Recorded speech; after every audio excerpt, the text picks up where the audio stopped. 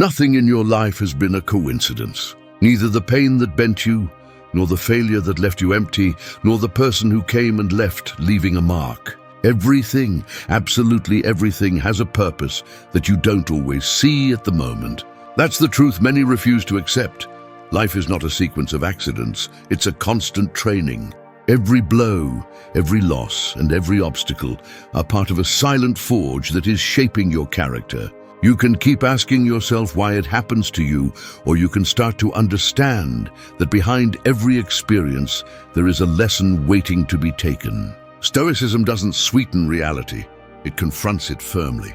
It tells you that you are not a victim of a cruel fate, but a learner of a process larger than your immediate understanding. Pain is not there to destroy you, but to remind you of your strength. Failure does not appear to humiliate you, but to point out the path you need to correct. And the unexpected does not come to sink you, but to shake you and force you to grow. That's the difference between someone who stays broken and someone who gets up with more clarity, the gaze that chooses to give meaning to what happens. Today, I want to talk to you without adornments or empty phrases. If you're tired of running from your past, if you're fed up with complaining about what you lost or waiting for life to be fair, this is the time to change the focus. Nothing you lived was a useless mistake. Everything that happened, even what you hate to remember most, has a place in your story. And as long as you don't assume it, you'll remain chained. But if you decide to look at it calmly, you'll discover that in the pain there was direction, in the failure there was guidance, and in the loss there was a call to awaken. That's what it means to live with purpose, to take every blow and turn it into part of your strength. One, trust in the invisible order. The universe resembles an old clock, one of those that, when opened, reveal a labyrinth of gears spinning in different directions. Some large, others tiny, all with a movement that seems chaotic if you look closely. But when you close the lid and observe the sphere, you discover that each piece serves a purpose, to mark time accurately. Such is life. On the inside, it seems like chaos, a series of blows, losses, obstacles, and senseless twists. But if you stop and observe patiently, you'll notice that there is an invisible order holding everything together. Nothing moves at random. Nothing happens without reason. What seems broken is actually part of a mechanism that sooner or later reveals its purpose. The Stoics understood this truth and lived it with discipline. Marcus Aurelius said that every event is necessary in the plot of destiny, just as every note is in a symphony. We are impatient. We want things to be resolved now, for the pain to be explained immediately, for the answers to arrive without waiting. But life doesn't work like that. Trusting in the invisible order doesn't mean resigning. It means being certain that every situation fulfills a function in your growth, even if you can't see it yet.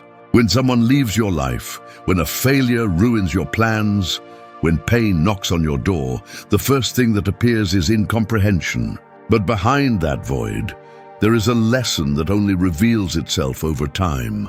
Trust is not passivity, it is a conscious choice. It's deciding that even if you don't have all the pieces of the puzzle, you're not going to give up or curse life. You're going to wait firmly with the conviction that this gear that today seems absurd will fit into something bigger. Think about your own moments of pain. Look back and ask yourself, wasn't it that blow that forced you to mature, to wake up, to make a decision you'd been putting off? Many times what seemed like injustice ended up being liberation.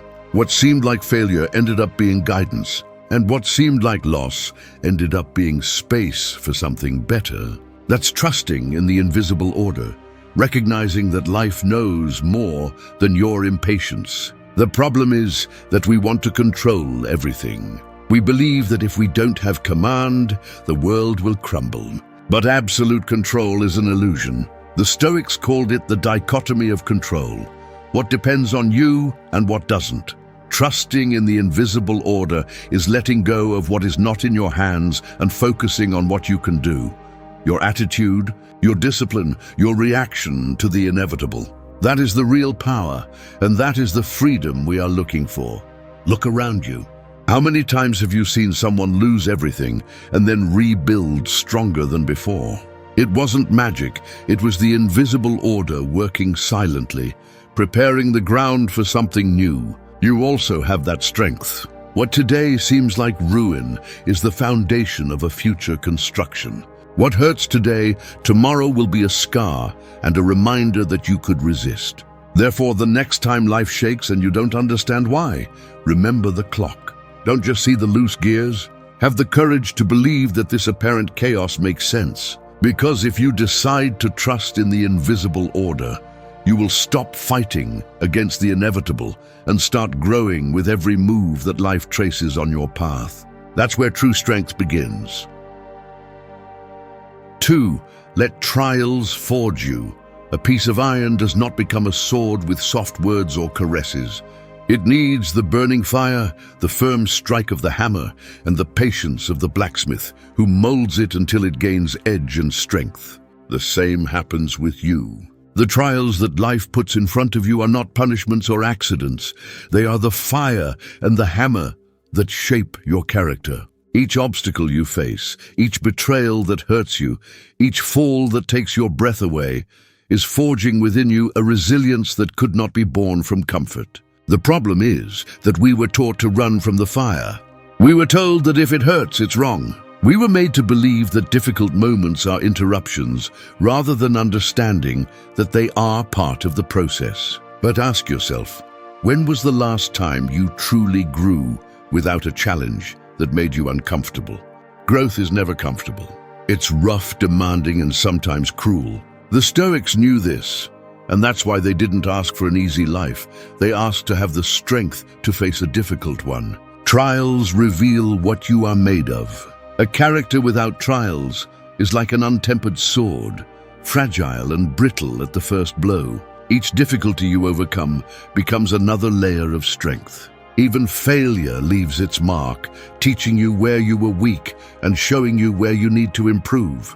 The tears you think are useless water, the ground where your resilience will grow. If you don't break in adversity, you harden. If you fall but decide to get up, you become firmer.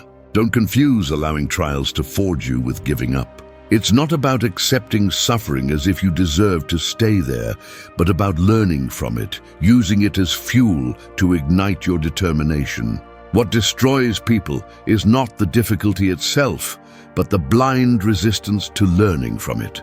Those who reject the learning from pain get stuck in a circle of complaint and self-pity, but those who see the challenge as a teacher end up wiser and stronger.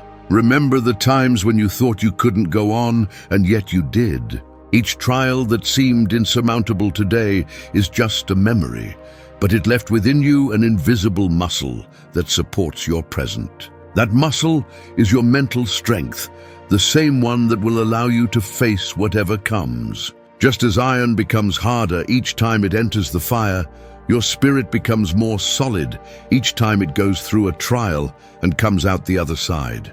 When you face an obstacle, stop asking, "Why me?" and start asking, "What can I learn from this?" That question changes the game, turns misfortune into a teacher, and transforms defeat into a lesson. The Stoics said it clearly.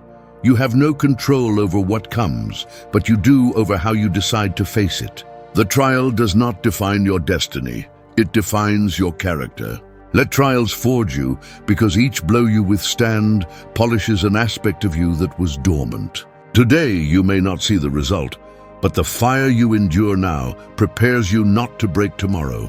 When you accept that difficulties are not enemies, but allies in your transformation, you will start to walk with your back straight, even in the midst of the storm. That is the essence of Stoic strength, not to run from the hammer or the fire, but to thank them because they make you someone impossible to bend. 3. Let go of what has already ended. Hands that cling too tightly to the rope end up bleeding. It's not the rope that hurts. It's the insistence on not letting go, even though it no longer holds anything. The same happens with relationships that have died, dreams that have faded, moments that will never return. We hang on to memories that only tear the skin of the mind, and while we remain there, the present slips away like sand through our fingers. Holding on to the past is like walking carrying an invisible corpse that steals energy, hope, and clarity. The Stoics taught that attachment to what no longer exists is a source of unnecessary suffering. It's not about forgetting, but accepting that what has ended has already played its role, and clinging to it only prevents you from moving forward. Every ending, no matter how hard it may be, came to close a chapter that could not remain open. If the river follows its course, why insist on swimming against its current? There are doors that will not reopen, paths you should not retake, people who should not return. Life is full of cycles. Each cycle that ends makes room for another that is about to begin. But if you do not let go of the old, there will be no place for the new. That attachment that seems like love is actually fear. Fear of the unknown, fear of being left with nothing. But think about this. What truly belongs to you does not leave. What left was not meant to stay. Fighting to retain it is to fight with shadows. Letting go does not mean erasing memories or pretending it never hurt. It means releasing the weight you carry in your heart to be able to walk lighter. Many people stagnate because they believe that letting go is betraying what they once wanted.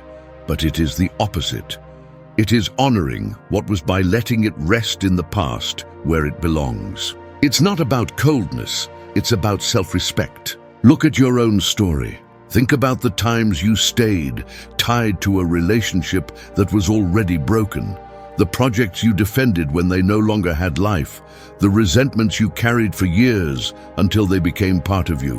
What good did it do to retain them? Nothing that clings to what no longer exists moves you forward. All you achieve is to prolong the wound and close the door to what is to come. The Stoics reminded us that the present is the only thing we truly possess. Clinging to the past is abandoning the only time in which you can act. Every tear for what is gone is a second stolen from the now. Be firm with yourself. Appreciate what you lived, learn from what it taught you, and then let it go. As long as you continue carrying the dead, you will not be able to embrace the living. The next time you feel the temptation to look back with nostalgia or resentment, remember the rope. Ask yourself if it's worth continuing to bleed for something that no longer holds anything. Let go with serenity. The act of letting go does not weaken you, it frees you. And when you manage to do it, you will feel that life opens space for new experiences that could not arrive while your hands were occupied with what has already ended. 4. Respect the perfect timing. Life is like a tree that grows at its own pace. You can water it, take care of it, give it light, but no matter how much you push it, it will not bear fruit before its season. Trying to rip off the green fruit just out of impatience ends up ruining it. The same happens with your dreams, with the healing of your wounds, and with the changes you expect. Everything has a time that does not depend on your desire or your anxiety. Pretending that things happen when you want is to fight against the invisible laws that hold the order of the world. We live believing that time is our enemy. We run as if everything would escape if it does not happen now. That rush poisons us and steals our peace. The Stoics understood that there is a harmony in the rhythm of life, and that rushing processes is not only useless but harmful. The oak takes years to become strong because each season strengthens its roots.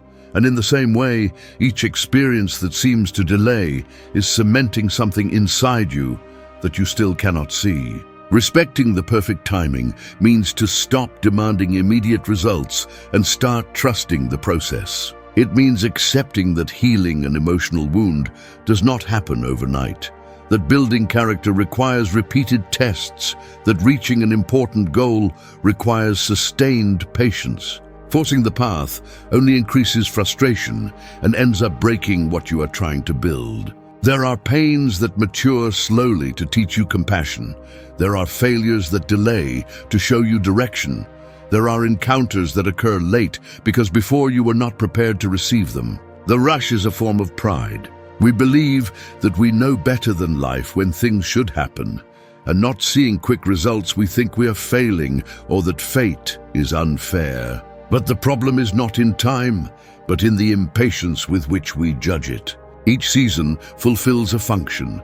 Winter hardens the roots, spring awakens the dormant, summer feeds the fruit, and autumn teaches to let go of what is no longer useful. So also each stage of your life brings something you need, even if you do not want it at that moment. When you feel anxiety for what has not yet arrived, remember the tree. You cannot yell at it to grow faster or beg the fruit to mature. You can only take care of what is under your control. Constancy, discipline, the attitude with which you wait. The rest belongs to time, and time does not fail. It comes when it should come, neither before nor after.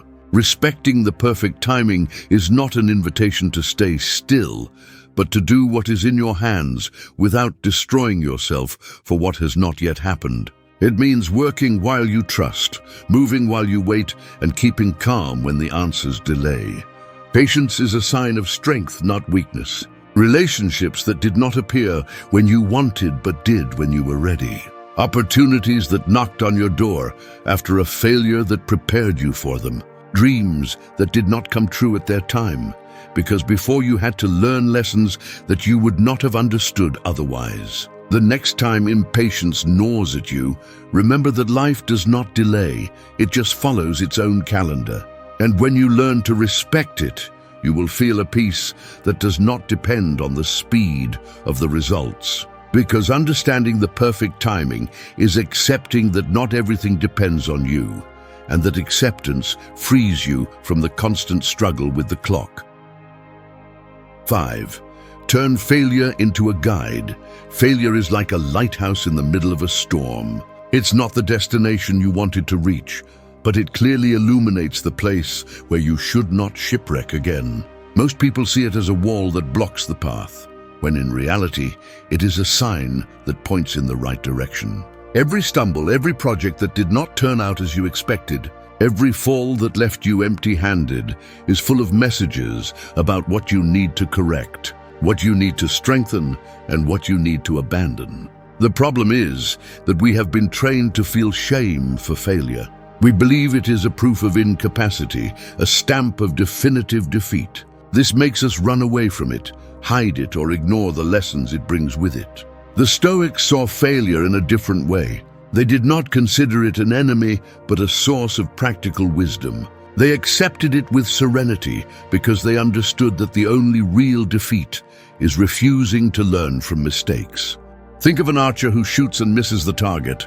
The mistake does not mean he should abandon the bow. It means that he now knows he needs to adjust the angle, the distance, the tension of the string. That's how life works. Each mistake gives you valuable data that you would not have obtained otherwise. If you choose to ignore them out of pride or fear of judgment from others, you waste the cost of failure and condemn yourself to repeat it. Turning failure into a guide requires humility.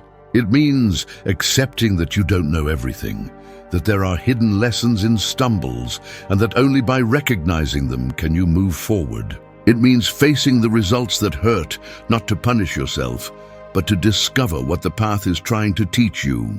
Every obstacle that topples your plans is a sign that something needs to change.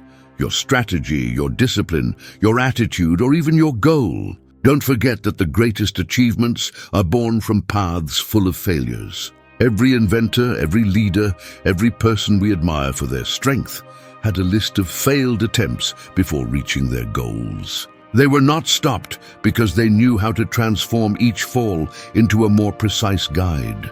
That's what distinguishes those who get up from those who give up. The ability to see failure as a map, not as an endpoint. When failure strikes, don't waste time cursing it. Ask yourself what it is revealing to you. Maybe it's showing you that it wasn't the right time, that you needed more preparation, that you needed to change course, or that you were simply chasing something that didn't belong to you. Failure speaks, but only those who lower the noise of their ego and are willing to attend to it listen. The Stoics taught us that what matters is not what happens to you, but how you react to it. You can let failure embitter and paralyze you, or you can use it as a stern teacher that indicates the steps you are missing. If you take it as a guide, Each mistake becomes a step towards something better. Look back and remember your past failures. If you analyze them honestly, you will notice that many of them pushed you to grow, to redirect your path, or to toughen your character. Today, you would not be here without them. That is the proof that failure is not the end, it is the sign that redraws your route. The next time you fail, instead of falling into self-pity, use the stumble as a beacon that illuminates your path. Because if you learn to read its signals, you will discover that each fall is not sinking you. It is showing you where the solid ground is to get up again. 6. Listen to the message of pain.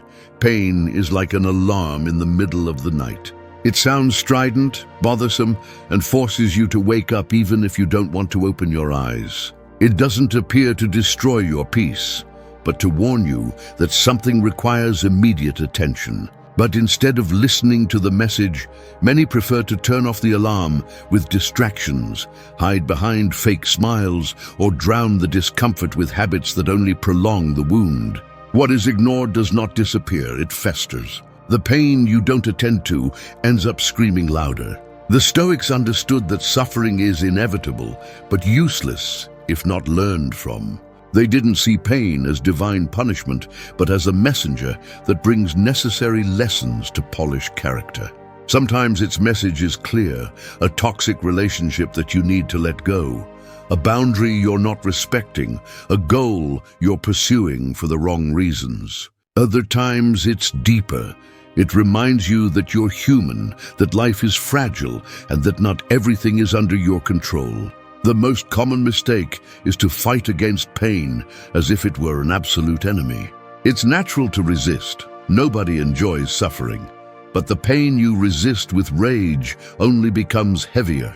Instead, if you observe it calmly, you can discover the root of what it wants to show you.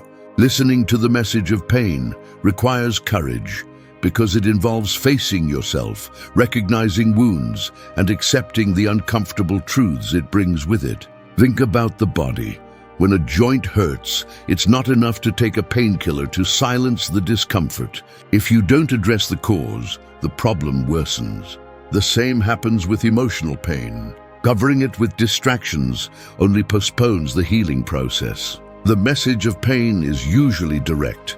It shows you your limits, reminds you of what really matters, and forces you to stop and rethink your path. If you ignore it, you lose the opportunity to transform. Many people have found their true purpose after going through a great loss, because pain made them question the superficial and focus on the essential. Listening to pain doesn't mean surrendering to it.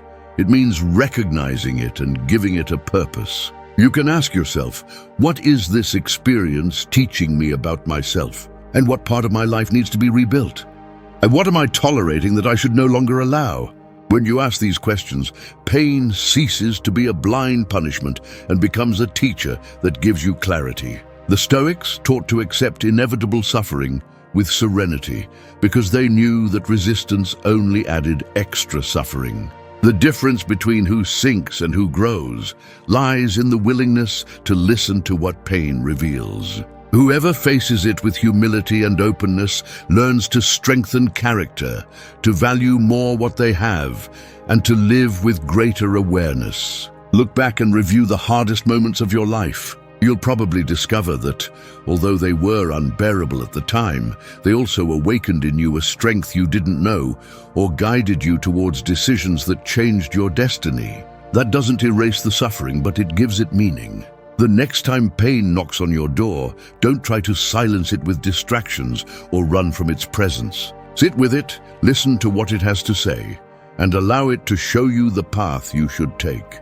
Because pain, when attended to and understood, ceases to be an executioner and becomes a counselor. 7. Embrace the unexpected with openness. Life is like a river that sometimes brings dry leaves and other times drags heavy logs or even treasures that you didn't expect to find. You can stay on the shore, trying to catch only what pleases you, and fight with the current every time something different appears. But sooner or later, you will discover that you have no control over what the river drags. The unexpected is that current that you cannot stop. Opposing it only exhausts you, while learning to receive what it brings with openness teaches you to flow without losing your way. Most people fear the unexpected because it breaks plans, disarms routines, and shows how fragile the sense of control is. We want everything to follow the script we wrote in our minds, but life never acts like an obedient actor. The Stoics understood this, and therefore insisted on accepting facts as they come, without unnecessary drama. Not because it didn't hurt them, but because they knew that resisting the inevitable only multiplies suffering. Embracing the unexpected with openness does not mean celebrating every blow of fate. It means not immediately closing yourself off to the possibility that the new brings with it a hidden meaning. Sometimes, the door that suddenly closed was blocking another bigger one that you wouldn't have seen if everything had stayed the same. Other times, a chance encounter, an unforeseen loss, or a sudden change of direction shake you to force you to wake up and grow. The fear of the unexpected is born from our need to control. We want guarantees that the unknown will be safe, but growth rarely occurs on safe ground. Think of a traveler walking through a forest, guided only by the footprints he left behind. He will never discover new landscapes if he does not dare to venture into unknown paths. Life works the same way. What today seems like an unpredictable detour may turn out to be the most necessary path for your evolution. Opening up to the unexpected is trusting in your ability to adapt. It means reminding yourself that although you cannot control change, you can always control the way you face it. You can choose to complain and reject, or you can keep calm and observe what opportunities are hidden in that unexpected turn. The Stoics believed that true freedom lies in that choice. Look back at your history. Surely there are moments that at their instant seemed unfair or chaotic, but over time revealed a meaning. Maybe you lost something you thought was indispensable and discovered that it freed you. Perhaps you met someone by chance and it changed your entire life. Or perhaps an unexpected setback forced you to question yourself and seek a better path. Those unplanned turns are reminders that not everything valuable in life follows a schedule.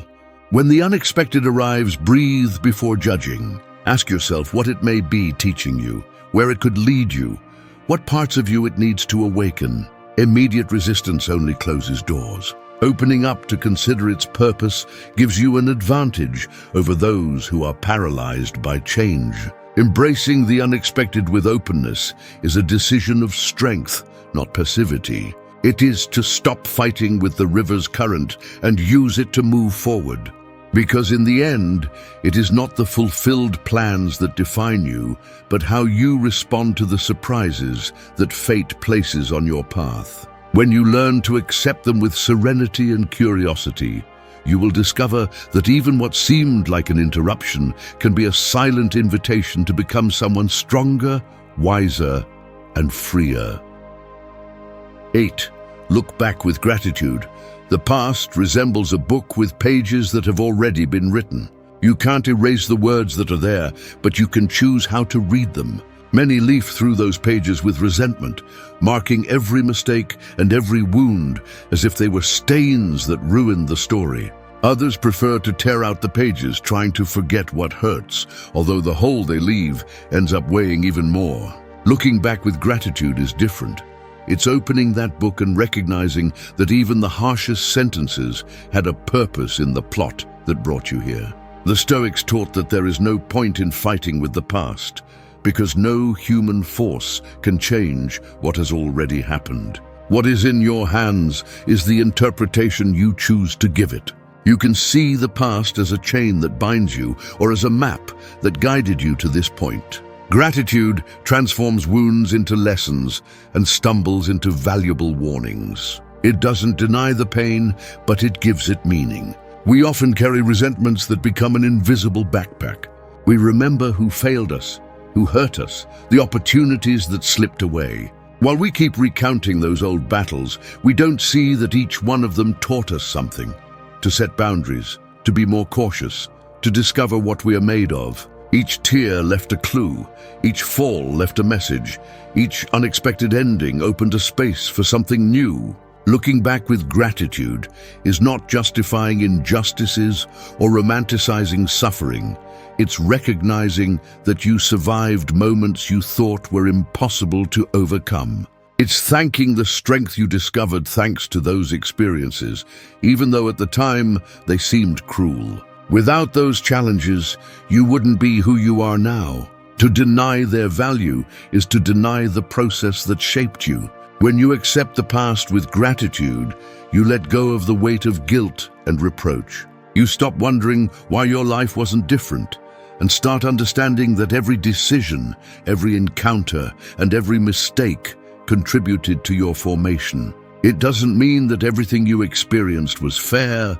It means that everything that happened has already played its role, and continuing to fight with it only wears out your present. The Stoics valued the present because they understood that it is the only real thing. The past only has power if you give it permission to direct your life. By thanking what you've lived, you regain control over your story. You don't change the facts, but you do change the relationship you have with them. They are no longer ghosts that haunt you. They are teachers who taught you to be wiser, more aware, and stronger. Think about the scars you carry, physical or emotional. Each one is a sign that you overcame something, not that you were defeated. To thank them doesn't mean wishing to have gone through that pain. It means honoring the resilience that allowed you to move forward. Without those scars, you wouldn't know your true ability to resist. The next time your mind returns to the past with nostalgia or anger, take a pause and look for the hidden learning in each memory. Thank the mistake for showing you the right path, the loss for teaching you to value what matters, the pain for revealing your strength. When you look back with gratitude, you don't relive the suffering. You close cycles with respect and free up space for the present to flourish without old shadows. Thus, the past ceases to be a prison and becomes the foundation on which you build your future. Gratitude for what you lived doesn't erase the marks, but it gives them meaning. Thank you for staying until the end of the video. If you watched the whole thing, comment "I am Stoic" as our secret signal to know that you're a true student of Stoicism. Don't forget to subscribe and give the video a like if you enjoyed it. See you in the next video, and remember, keep cultivating your Stoic mind.